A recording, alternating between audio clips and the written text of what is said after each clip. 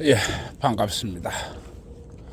오늘 터벅터벅 또 산길을 걸어 올라가고 있습니다.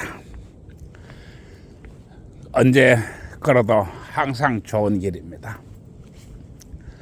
그리고 이런 길을 걸으면서 이 휴대폰을 켜들고 영상을 찍는 놈이 나밖에 없다는 것입니다. 이 또한 행복하다고 말할 수 있습니다. 오늘 날씨도 겨울 날씨답지 않게 아주 좋습니다. 오늘 이야기할 것은 이 성매매 합법화가 아니고 몇몇 국제결혼 유튜버에 대해서 이야기하겠습니다. 몇몇 국제결혼 유튜버, 이 사람들이 전문 유튜버인지 국제결혼 전문 유튜버인지 어쨌든지는 알 수가 없습니다. 그리고 이 사람들이 국제결혼 전문 유튜버인지 또는 이 국제결혼 업체를 운영하려고 마음을 먹고 있는 사람인지 또 아니면 단순 여행객인지 알 수는 없습니다. 그러나 이 유튜버들이 이 헤드에서 너무한 게 아닌가. 그리고 사람이 생각이 없어도 이 너무 없는 게 아닌가. 네, 이렇게 보고 있습니다. 이 유튜브 하는 사람들은 그렇습니다. 이 조회수에 목숨을 걸고 이 수익금에 목숨을 거는 것이 유튜브입니다. 그러나 이 유튜브가 해서 될 일이 있고 해서 안 될 일이 있습니다. 세상의 모든 일에는 해서 될 일이 있고 해서 안 될 일이 있는 것입니다. 내가 왜 이렇게 격분해가지고 유튜브를 하고 성매매 합법화를 하고 또 이 국제결혼 업체를 또 이야기하고 이 사람들에 대해서 이야기하느냐? 그것은 해서는 될 일이 있고 해서는 안 될 일이 있기 때문에 그렇습니다. 신혼 첫날 밤에 부부관계하면 징역 3년이다. 그리고 그 대상자인 신랑한테 사건에 대해서 종이 한 장 보여주지 않고 논스톱으로 재판정에 세워놓고 억울해? 억울하면 가서 무죄 받아. 무죄 받으면 아무 일 없잖아. 또 신혼 4일밖에 되지 않는 신랑이 신부를 안아보았다고 해서 강간미수다. 동정업계 취업금지 고지 의무 신상공개. 아니, 신혼 첫날 밤이 새신랑이 자범입니까? 너미 집에 가서 강간을 했나요? 내가 너미 집에 뛰어들어가지고 모르는 여자를 강간을 했나요? 이 세상에서는 해야 될 것이 있고 안 해야 될 것이 있습니다. 사람을 재판정에 세울 일이 있고 안 세워야 될 일이 있습니다. 사람을 기소해야 될 게 있고 안 될 일이 있습니다. 이래서 내가 격분하는 것입니다. 마찬가지로 유튜브를 하는 여러분들도 해야 될 일이 있고 안 해야 될 일이 있습니다. 내가 이 국제결혼 유튜버들을 이렇게 바라보면서 내가 열을 받아가지고 이렇게 이 한 프로 올리면서 이렇게 산길을 오르고 있습니다. 그런데 이 국제결혼 유튜버들이 요즘 이렇게 간간히 올라오는 작태를 보면 내가 기가 막힙니다. 현지에서 여행을 하는 유튜버인지 아니면은 전문 국제결혼 유튜버인지 뭐 아니면은 이 국제결혼을 생각을 하고 있는 유튜버인지 뭐 알 수는 없습니다만은 여러서 이 사람들이 똑같이 떠들고 있습니다. 한두 사람이 아닙니다. 한두 명의 유튜버가 떠든다면 내 말을 안 하겠습니다. 여러 유튜버들이 떠들어대고 있는데 그 내용이 뭐냐? 베트남에 가서 이야기하고 필리핀에 가서 이야기하고 러시아에 가서 이야기하고 라오스에 가서 이야기하고 온갖 이야기를 늘어놓았습니다. 그런데 내가 오늘 이렇게 이 유튜브를 찍으면서 해야 될 일이 있고 안 해야 될 일이 있다, 이렇게 얘기하는 것입니다. 그 얘기는 무슨 얘기냐? 베트남 여성들에게 이 국제결혼 업체가 또 이 국제결혼 이 관심이 있는 유튜버가 베트남 여성들을 취재를 하면서 한국 남편이 봉급을 어느 정도 받아야 돼요? 라고 이렇게 베트남 여성들한테 취재를 하는 그런 유튜버였습니다. 그런데 베트남 여성들이 뭐라고 하느냐 하면 한국 남편이 봉급이 500원 벌어야 되지요? 라고 말합니다. 또 다른 이 여성들한테 또 물어보니까 베트남 여성이 400원 벌어야 되지요? 400만 원 말입니다. 또 어떤 베트남 여성한테 물어보니까 베트남 여성이 뭐라고 하느냐 하면 한국 남편이라면 600원 벌어야 되지요? 이렇게 얘기합니다. 여러분, 봉급이 400만 원, 500만 원, 600만 원, 이게 어느 정도의 차이인지 아십니까? 봉급이 600만 원이라면 그가 억대 연봉자라는 이야기입니다. 즉 한국 남편이 억대 연봉자라는 이야기입니다. 억대 연봉자가 왜 600만 원밖에 안 되느냐? 세금 떼고 뭐 떼고 이것 떼고 저것 떼고 하면 한 600만 원 정도밖에 안 됩니다. 실수령액이 그렇다는 겁니다. 이게 억대 연봉자입니다. 그런데 이 억대 연봉자가 우리 대한민국에 그렇게 흔합니까? 이 억대 연봉자가 되려면 최소한 회사에서 과장급 이상 되어야 합니다. 차장, 부장, 그것도 대기업에서나 통하는 얘기입니다. 뭐 작은 기업, 또 중소기업 이런 데서는 아예 억대 연봉자가 없습니다. 내가 이 시내버스 회사를 이렇게 내가 한 20년을 댕겼지만 우리 회사 이사님이 봉급 얼마 받느냐? 한 달에 한 250만 원 받습니다. 내가 알기로 250만 원도 안 되는 걸로 알고 있습니다. 회사에서 40년 근무하신 분입니다. 중소기업은 다 이렇습니다. 그런데 베트남 여성이 베트남 현지에서 한국 남자라면은 400만 원 또는 500만 원 또는 600만 원은 받아야 되지요? 라고 이야기합니다. 아주 자연스럽게 이야기합니다. 그런데 우리 이사님 나이가 얼마나 되신지 아십니까? 지금 내물에 진갑이 다 돼가고 있습니다. 이게 현실입니다. 그러면 이 우리 천안 같은 경우에서는 우리 개매지요. 개매 같은 경우에서는 회사에서 공장장입니다. 얼마 버시는지 아십니까? 300만 원을 못 봅니다. 이게 현실입니다. 이게 중소기업 현실입니다. 그런데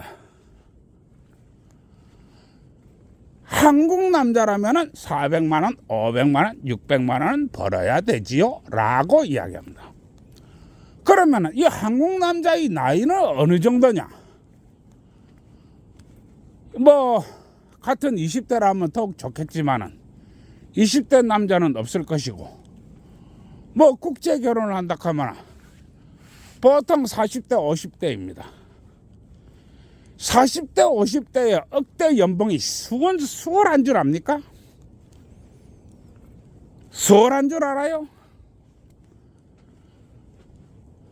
그런데 한국에서 떠드는 것도 아니고 베트남에 있는 여성들이 한국 남자를 그렇게 본다는 것입니다. 그러면 베트남 총리가 이 월 얼마 받는 줄 아십니까? 봉급이 얼마인 줄 아십니까? 베트남 총리 봉급이 90만 원밖에 안 됩니다. 100만 원이 안 돼요. 이해하시겠습니까? 총리 봉급이 100만 원이 안 되는데 90만 원밖에 안 되는데 베트남 젊은 여성들이 그 베트남에서 25세, 30세라고 하면은 그렇게 젊은 여성도 아닙니다.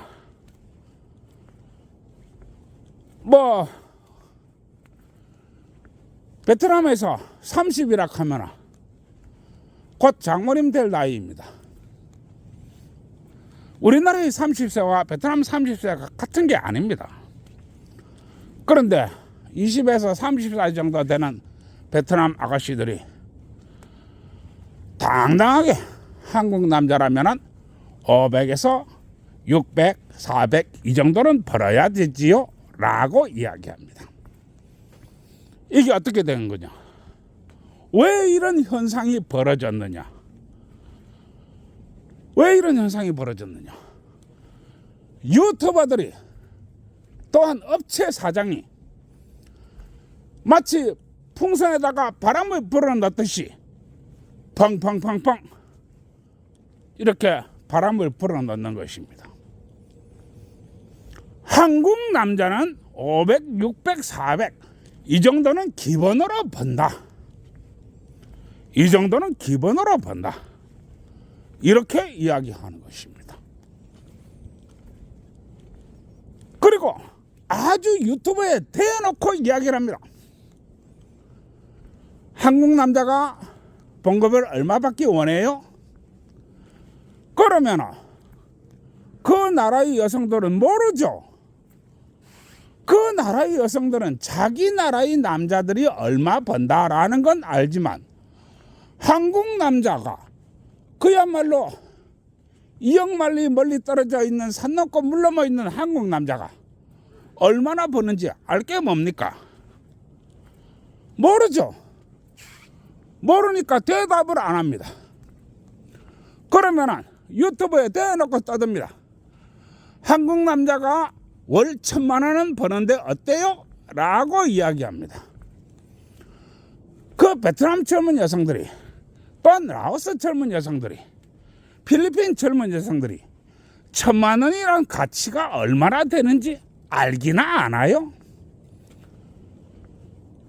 모르죠. 그러면은 아예 따뜻하게 이야기해 줍니다. 한국 남자가 월 1,000만 원 벌면은 태국에서는 얼마의 바트가 됩니다. 라오스에서는 얼마의 끼비 됩니다. 한국 남자 어때요? 라고 이야기합니다. 그러면은 여자가 상상을 할 수 없는 돈이니까 웃지요. 웃으면은 또 이야기합니다. 그럼 500만 원 버는 한국 남자는 어때요? 라고 이야기합니다. 그러면 라오스 여성이 500만이 얼마나 되는 돈인지 모르죠.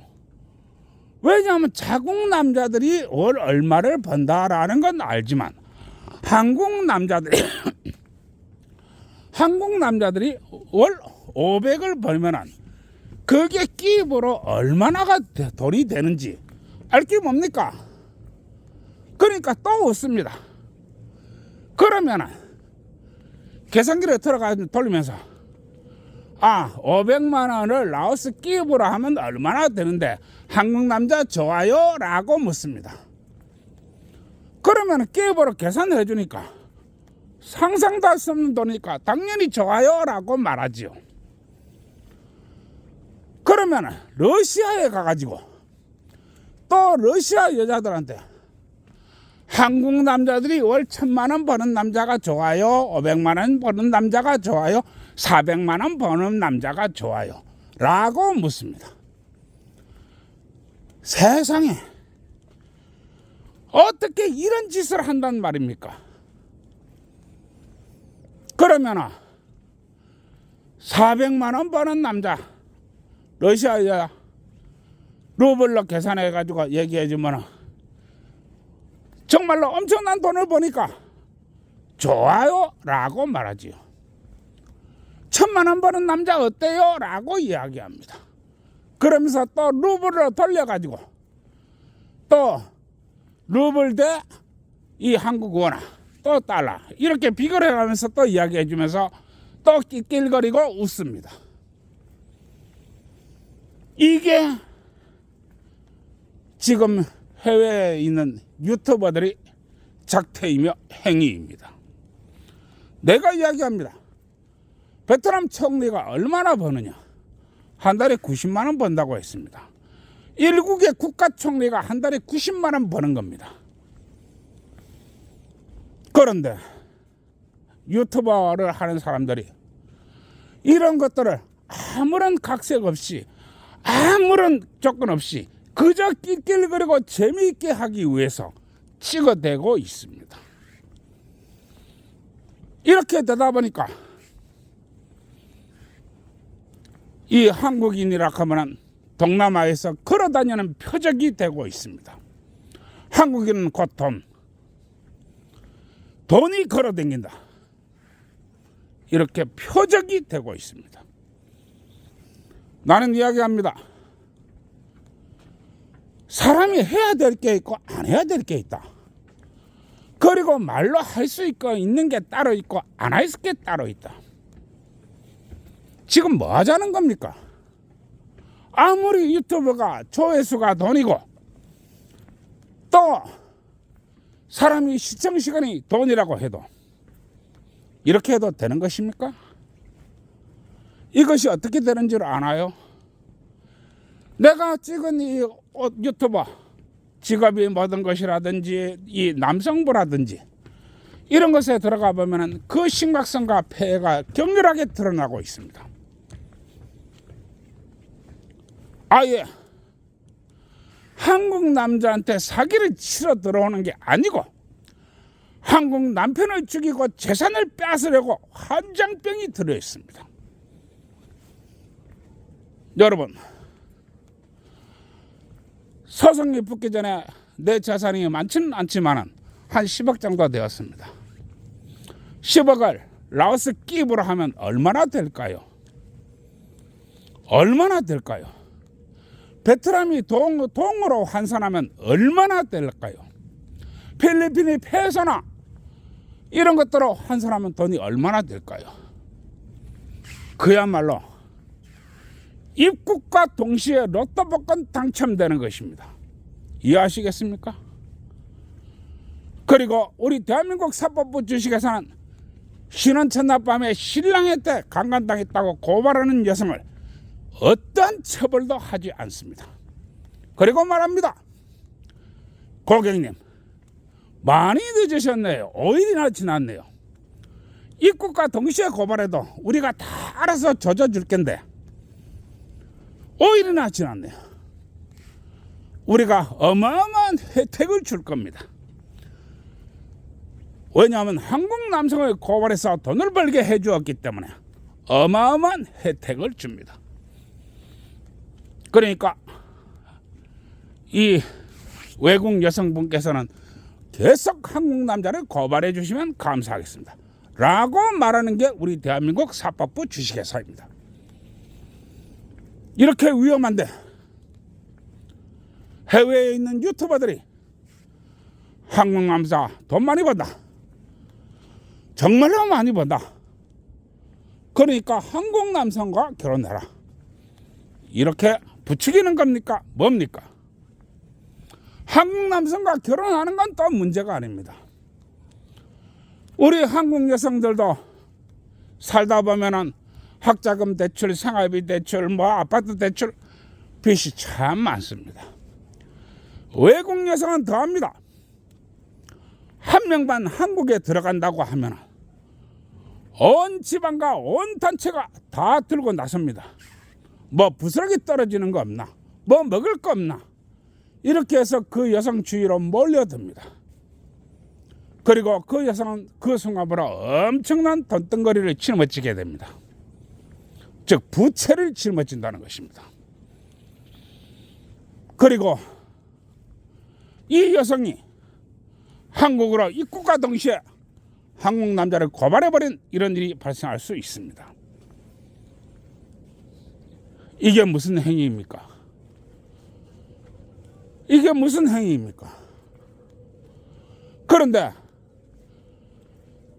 이 한국의 유튜버들이 외국에 나가서 한국 남성은 이렇게 돈이 많은 사람이고 많이 버는 사람이다.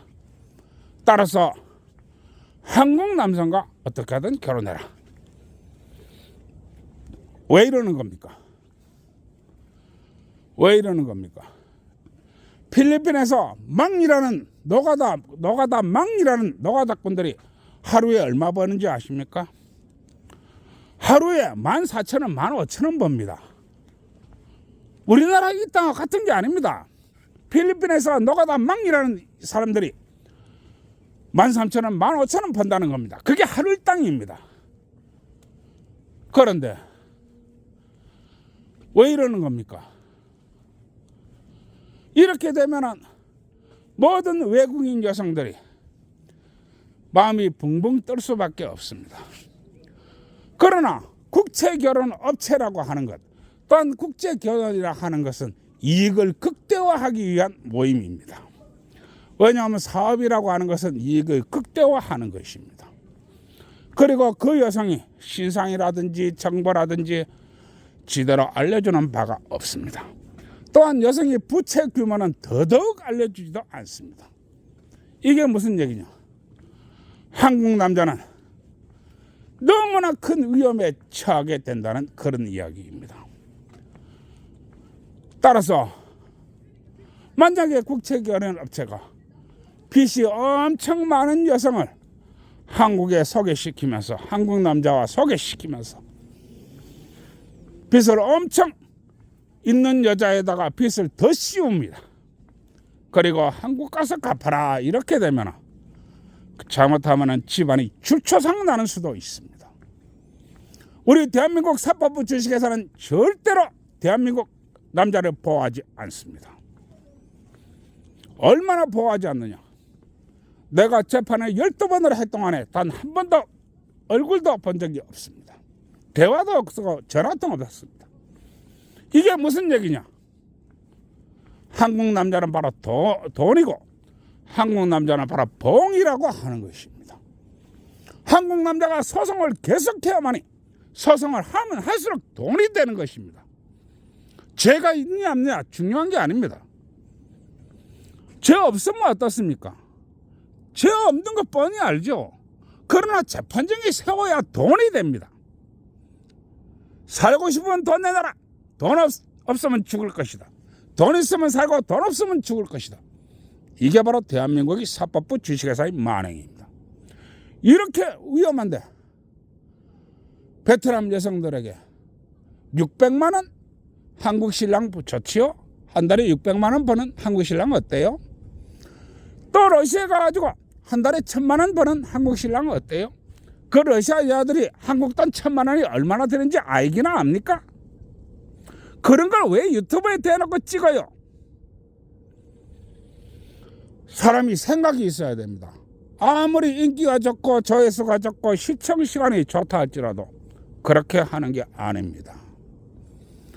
그게 얼마나 위험한 행위인지 아십니까? 모든 한국 남자들이 외국으로 나간과 동시에 표적이 될 수 있습니다. 걸어다니는 돈, 저기 한국인 간다. 한국인은 걸어다니는 돈이다. 이렇게 될 수 있습니다. 얼마나 끔찍하고 얼마나 위험한 행위인지 모릅니다.